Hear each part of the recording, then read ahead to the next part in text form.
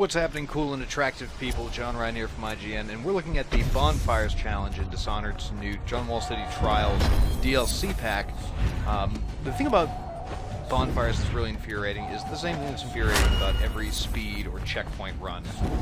That if you don't know exactly where you're going to go next, it's almost impossible to get a high score. And unfortunately, one of the coolest yet also most frustrating things about this challenge is that all the checkpoints after the first two always change location. Now there are set locations in which they can appear, but you never know which one's going to be next. Aside from the first one on that lower rock patch, and then the second one up here on in that building we were just in. So there's really no practical advice I can give you except to try and learn the fastest ways that you can get from one point to any given other point in the map. And yes, it means doing this challenge a lot of times. So many times that if someone says the word bonfires to you, you honestly might just crack them in the face with the nearest bottle of Mountain Dew that you can muster. But hopefully you won't do that, and instead you'll focus your time and be more productive, and you'll get 3 stars in this challenge like I did. So for example, from that building to this building, the clearest point and easiest point is out the window. From the second building to this corner one here where those cool floating bits of concrete are, is to just run up the street as fast as you can. Blink as much as often as you can, and then if you need to get to this other one, run down, use these floating platforms as jump points, and always, always, always blink as fast as you can. Teleport as often as possible. It takes a few seconds to reset before you can use it again, but it will let you travel much faster than if you just said, oh, I'm just going to run this one, it's okay.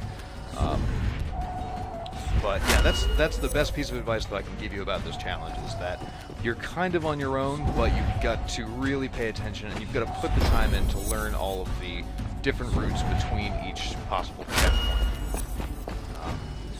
They seem to like having a pattern to them sometimes. You'll notice that it might go from 2 to 3 to 5, and then back to 1 again.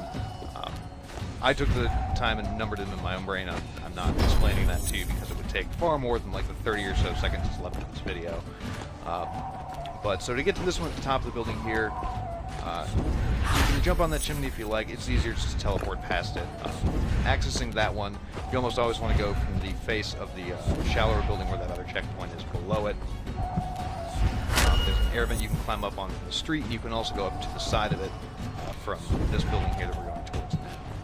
So we're running out of time almost, but we can make it. Oh, look at that. Oh, God, we made it. We made it. We're almost going to do it. We're just over 30,000 points. We get 3 stars, but how much longer can we go for?